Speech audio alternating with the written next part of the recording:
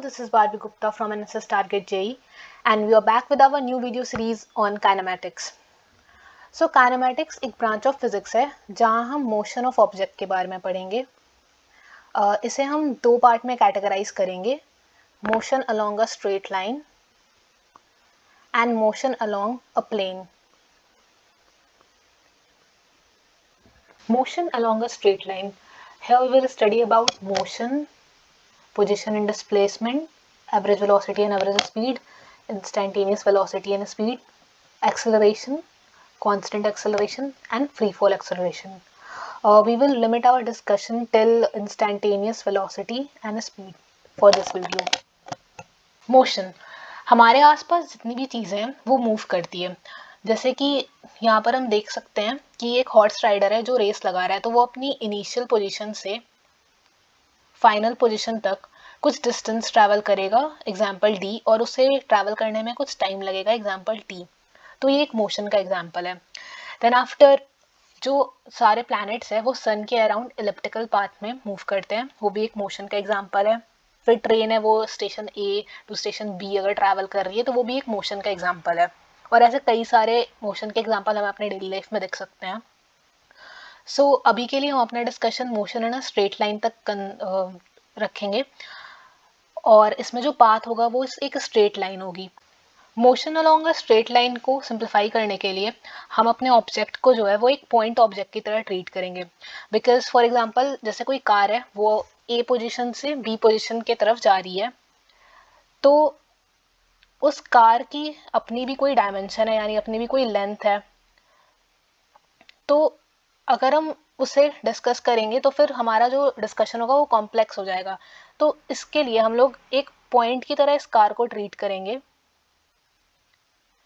जो कि इसकी एक मीन पोजीशन होगी, और वहां से हम डिस्टेंस को मेजर करेंगे इस पॉइंट से इस पॉइंट तक. तो ऐसे हम motion along a straight line को डिस्कस करते हैं. तो जैसे कि यहाँ पर एनिमेशन में देख सकते हैं, ये जो प्लेन है वो इस पॉइंट से इस पॉइंट तक कवर किया, तो इसके मोशन को हम ऐसे डिफाइन करेंगे, ये एक स्ट्रेट लाइन में जा रही है. तो काइनेमेटिक्स में हम चार बेसिक क्वांटिटीज के बारे में डिस्कस करते हैं, that is displacement, velocity, time and acceleration. तो हमारा डिस्प्लेसमेंट, जैसे कोई पॉइंट है एक्स नॉट और कोई पॉइंट है एक्स एफ, तो जो शॉर्टेस्ट डिस्टेंस होगा जो कि इस पॉइंट से इस पॉइंट तक होगा उसे हम डिस्प्लेसमेंट कहते हैं. और velocity is equals to displacement by time, और एक्सेलरेशन जो होता है वो वेलोसिटी के difference divided by time is acceleration. इसके बारे में और भी ज़्यादा अच्छे तरीके से हम आगे के स्लाइड्स में डिस्कस करेंगे. One dimensional position in X. Motion can be defined as the change of position over time. तो हम लोग किसी भी मोशन को change of position over time के थ्रू डिफाइन कर सकते हैं. फॉर एग्जांपल कोई बॉडी है, उसकी पोजीशन x1 है और उसके बाद में पोजीशन x2 हो जाती है, और इस पोजीशन से इस पोजीशन जाने में उसे टाइम t लगता है. तो ये एक मोशन हुआ. फिर हम पोजीशन कैसे डिफाइन करते हैं, तो जैसे भी कोई भी एक पोजीशन है, उसको कोई भी एक पॉइंट है उसको हम लोग ओरिजिन मान लेते हैं. तो जैसे यहाँ पे ज़ीरो, यहाँ पे इस पॉइंट को ओरिजिन माना गया और इसे ज़ीरो मान लेते हैं. और इसके राइट में और अप, और अगर हम लोग इस वाले एक्सिस की बात करें तो अगर इसके अप में जो भी पोजीशन कवर करेंगे उसे हम पॉजिटिव लेते हैं, और इधर राइट में जो पोजीशन कवर करेंगे उसे हम पॉजिटिव लेते हैं. और अगर इसके रिलेटिव में अगर हम लेफ्ट में कोई पोजीशन कवर करते हैं तो उसे हम नेगेटिव मानते हैं, और अगर इसके डाउन साइड में कोई पोजीशन कवर करते हैं तो हम इसे नेगेटिव लेते हैं. हमारी जो पोजीशन होगी वो टाइम के ऊपर डिपेंड करेगी. मतलब कि कोई भी पोजीशन, जब एक पोजीशन, कोई भी पार्टिकल एक पोजीशन से दूसरे पोजीशन में ट्रैवल करेगा तो उसमें कुछ ना कुछ टाइम लगेगा. और ऐसा ज़रूरी नहीं है कि हमारी इनिशियल पोजीशन हमेशा ज़ीरो हो. फॉर एग्जांपल ऐसा भी हो सकता है कि हमारी इनिशियल पोजीशन 2.5 पे हो और फिर वो -3 पे गया, तो यहाँ से यहाँ का जो पूरा डिफरेंस होगा वो हमारा चेंज इन पोजीशन होगा। मतलब ये आपको 2.5 माइनस -3 5.5 मीटर कवर होगा इसमें, अगर हमारी इनिशियल पोजीशन ये है और फाइनल पोजीशन ये है।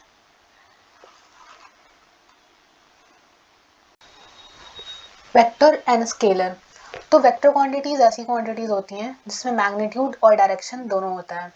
For example displacement, velocity, acceleration and force. और इसे हम बोल्ड फेस टाइप में रिप्रेजेंट करते हैं, तो उसे हम ऐसे रिप्रेजेंट कर सकते हैं या फिर ए मतलब बोल्ड करके, और या फिर उसके ऊपर एक एरो के थ्रू रिप्रेजेंट करते हैं। फॉर एग्जांपल कोई बॉडी है, वो अगर 3 मीटर डिस्टेंस कवर की है राइट के तरफ, तो यहाँ पर जो हमारा 3 मीटर हो गया ये मैग्नीट्यूड हो गया और राइट हमारी डायरेक्शन हो गई। तो ये एक वेक्टर क्वांटिटी हुई क्योंकि इसमें मैग्नीट्यूड के साथ साथ डायरेक्शन भी है। स्केलर क्वांटिटी वैसी क्वांटिटी होती है जिसमें सिर्फ मैग्नीट्यूड होता है। फॉर एग्जांपल हमारा डिस्टेंस हो गया मास, टेम्परेचर एंड टाइम। तो जैसे डिस्टेंस हो गया तो सिंपली अगर हम बोल रहे हैं कि 3 मीटर, अगर हम बोल रहे हैं कि ए पॉइंट से बी पॉइंट 3 मीटर है, तो यहाँ पर हम कोई डायरेक्शन नहीं बता रहे हैं, तो ये हमारा स्केलर क्वांटिटी हो गया। वैसे ही मास में जैसे कोई डायरेक्शन नहीं होती है उसकी, अगर किसी बॉडी का वेट 16 kg है तो वो सिंपली इसमें मैग्नीट्यूड है और इसमें कोई डायरेक्शन नहीं होगी ऑब्वियसली, तो ये 16 हमारा मैग्नीट्यूड हो गया। Motion along a straight line, direction को हम पॉजिटिव और नेगेटिव से यहाँ पर रिप्रेजेंट करते हैं। अगर हमारी डायरेक्शन राइट या फिर अपवर्ड है तो इसे हम पॉजिटिव डिनोट करते हैं, और अगर हमारी डायरेक्शन लेफ्ट या डाउनवर्ड है तो इसे हम नेगेटिव डिनोट करते हैं। Displacement is a change of position in time. तो कोई बॉडी है वो ए पे है और वो बॉडी बी तक जाती है और इसे टी टाइम लगता है, तो हमारा जो शॉर्टेस्ट डिस्टेंस होगा ए से बी पॉइंट में वो हमारा डिस्प्लेसमेंट होगा। और एक डिफरेंस होता है जो कि डिस्टेंस और डिस्प्लेसमेंट में होता है, वो बेसिकली ये होता है कि ए से बी जाने के लिए काफ़ी सारे रास्ते होंगे। जैसे कि फॉर एग्जांपल कोई बॉडी है वो ऐसे होते हुए जाता है बी तक, कोई ऐसे होते हुए जाता है, कोई और बड़ा पार्ट ट्रैवल करके जाता है, तो हमारा ये भी डिस्टेंस हुआ, ये भी पार्ट डिस्टेंस हुआ, ये भी पार्ट डिस्टेंस हुआ और ये भी डिस्टेंस हुआ। बट जो हमारा डिस्प्लेसमेंट होगा वो शॉर्टेस्ट पाथ बिटवीन 2 पॉइंट्स, वो हमारा डिस्प्लेसमेंट होता है। तो ये जो पाथ होगा जो कि सबसे शॉर्टेस्ट होगा ये हमारा डिस्प्लेसमेंट होता है। और जैसे कि डिस्प्लेसमेंट में एफ हमारा फाइनल पोजीशन को डिनोट करता है और आई हमारा इनिशियल पोजीशन को डिनोट करता है। तो फॉर एग्जांपल यहाँ पर ये हमारी इनिशियल पोजीशन थी और ये हमारा फाइनल पोजीशन है। और डिस्प्लेसमेंट एक वेक्टर क्वांटिटी है और ये पॉजिटिव और नेगेटिव दोनों हो सकता है। तो जैसे कि यहाँ पर हम इधर से इधर गए, मतलब यहाँ पर हम राइट हैंड साइड मूव किए हैं, तो ये हमारा पॉजिटिव में यहाँ हमारा डिस्टेंस आएगा, आई मीन डिस्प्लेसमेंट आएगा। और अगर हम इधर साइड मूव करते तो ये नेगेटिव में आता। डिस्प्लेसमेंट की ऐसा यूनिट मीटर्स है। सो कोई ऑब्जेक्ट है उसकी पोजिशन -3 मीटर है, इसको हम x1 से डिनोट कर रहे हैं t1 टाइम पे, और इसकी पोजीशन 1 मीटर हो जाती है t2 टाइम पे। तो ये ऑब्जेक्ट यहाँ से यहाँ ट्रैवल कर रहा है, तो इसका डिस्प्लेसमेंट क्या होगा। तो जैसे हम डिस्टेंस निकालते हैं तो हम फाइनल पोजीशन को इनिशियल पोजीशन से माइनस करते हैं, तो वैसे ही हम भी यहाँ करेंगे। हमारा फाइनल पोजीशन 1 मीटर है तो 1 को माइनस करेंगे, हमारा जो इनिशियल पोजीशन है वो -3 मीटर है, तो -3 से, तो ये हमारा 1 + 3 4 मीटर आ जाएगा जो कि यहाँ आया है। तो ऐसे हम डिस्प्लेसमेंट निकालते हैं। तो बेसिकली डिस्प्लेसमेंट निकालने के लिए final position minus initial position करना होता है। और साइन, हम साइन के साथ यहाँ वैल्यूज लेते हैं जो हमारी पोजीशन है उसकी। Displacement and position time graph.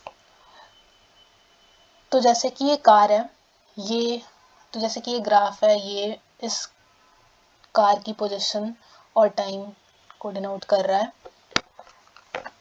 तो सबसे पहले ये कार जो है ए पोजीशन पे था, देन ये बी पे गया, देन ये सी पे, देन डी, देन ई और देन एफ। तो इसे ये पर्टिकुलर टाइम्स लगे, जैसे वो जब ए पे था तो इसे 0 सेकेंड लगा, तो वो 0 पे था, टाइम 0 हो रहा था उस समय, और इसकी पोजीशन 30 पे थी यहाँ पे।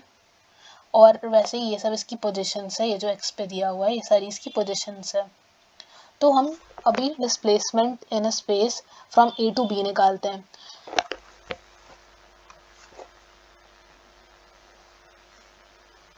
तो इसके लिए हमारी जो फाइनल पोजीशन है वो बी पे है, तो जो हमारा पोजीशन था बी पे वो 52 था, और जब वो ए पे था तो 30 था, तो इसका डिफरेंस 22 मीटर आ गया।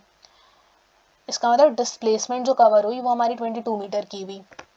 फिर वैसे ही ए टू सी, तो जैसे जब ए से सी पे हमारा जो पोजीशन था, तो फाइनल पोजीशन हमारी 38 है तो हमने 38 लिखा, और जो इनिशियल पोजीशन थी वो 30 मीटर थी, तो इन दोनों का डिफरेंस हमारा 8 मीटर आया। अब हम डिस्टेंस के बारे में देखते हैं।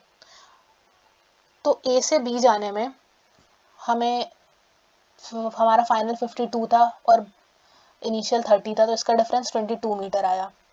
लेकिन अगर ए से सी की बात करें तो हम डायरेक्ट इन दोनों को माइनस नहीं कर सकते हैं कि हमारी पोजीशन 38 थी और जब 30 पे चली गई, क्योंकि हमने ट्रैवल किया है पहले ए, फिर बी और तब सी, तो हमें ए से बी का भी डिस्टेंस देखना पड़ेगा एंड देन बी से सी का भी डिस्टेंस देखना पड़ेगा, तो हमारा डिस्टेंस आएगा। तो सबसे पहले जो ए से बी डिस्टेंस लगा वो हम निकालेंगे, तो यहाँ पर एक्स बी माइनस एक्स ए करेंगे, यानी 52 माइनस 30 करेंगे, और जो कि हमारा 22 आ जाएगा, और फिर एक्स सी माइनस एक्स बी करेंगे, तो जो हमारा 38 माइनस 52 आएगा, तो ये हमारा डिस्टेंस देगा। मतलब डिस्टेंस में जो भी पाथ कवर होता है वो कंप्लीट हमें कंसिडर करना पड़ता है और उसके अकॉर्डिंग आंसर आता है। लेकिन डिस्प्लेसमेंट हमारा शॉर्टेस्ट पार्ट होता है, इसमें बस हम फाइनल और इनिशियल पोजीशन के बारे में डिस्कस करते हैं, और ऐसे ही हमने ग्राफ के थ्रू रिप्रेजेंट किया है कि जैसे इसकी यहाँ पर हमारा वाई एक्सिस में हमारी पोजीशंस है और एक्स एक्सिस पे हमारा टाइम है। Positions are in metre and time is in second है। तो जैसे हम यहाँ ग्राफ देख सकते हैं कि हमारी इनिशियल पोजीशन ए थी जो कि 30 मीटर थी, एंड देन आफ्टर ये 52 मीटर पे इसकी फाइनल पोजीशन थी। ए से बी के डिस्टेंस की बात करें अगर, तो हमारा जो डिस्प्लेसमेंट आएगा वो तो बेसिकली इतने दूर का ही हुआ, क्योंकि हम यहाँ से सिर्फ यहाँ तक ही गए, तो ये हमारा आ जाएगा डिस्प्लेसमेंट। वैसे ही सी की बात करेंगे तो जो इतना डिफरेंस होगा ये हमारा डिस्प्लेसमेंट देगा A to C. Velocity is the rate of change of position, और ये एक वेक्टर क्वांटिटी है, मतलब इसकी मैग्नीट्यूड एंड डायरेक्शन दोनों होती है, और इसकी SI unit metre per second है, और इसका डायमेंशन लेंथ बाय टाइम है, that is L T inverse.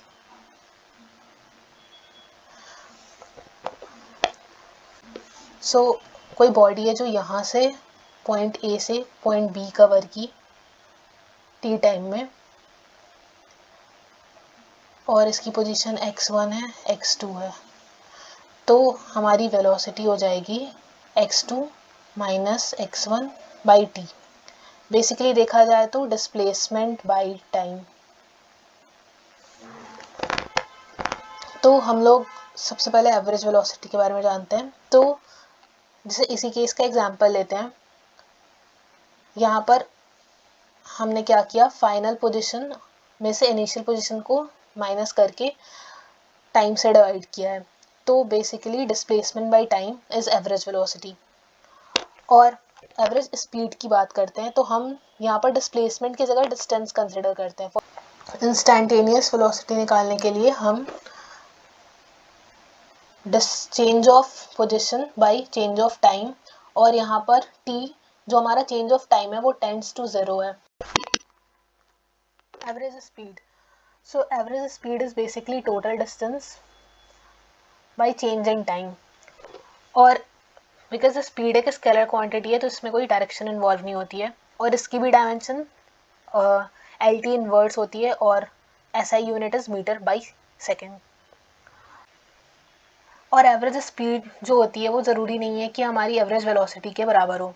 तो जैसे यहाँ पर हम एक एग्जांपल समझते हैं, कोई पॉइंट है A और एक पॉइंट है B, तो एक बॉडी है वो A से B गई एंड देन आफ्टर B से फिर A आई, तो यहाँ पर जो हमारा स्पीड हुआ तो वो total distance by total time हुआ।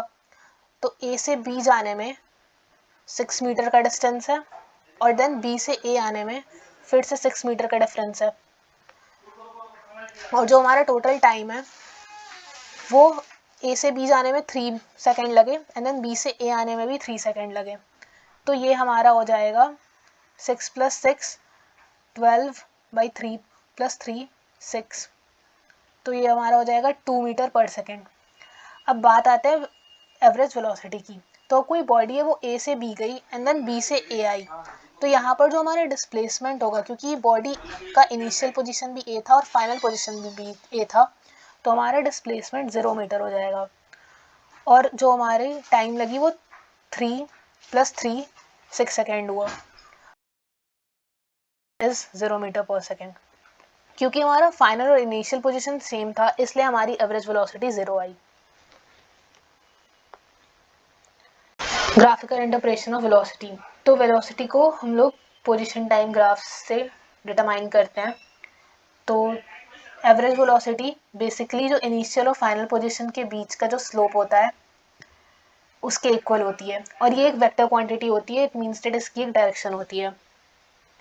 और कोई ऑब्जेक्ट अगर एक कांस्टेंट वेलोसिटी की इसके साथ मूव करिए तो उसका जो ग्राफ होगा वो हमेशा एक स्ट्रेट लाइन आएगा, बट अगर उसकी वेलोसिटी वैरी करती है तो उसका ग्राफ ऐसा एक कर्व सा आएगा। So that's all for this video. Thank you.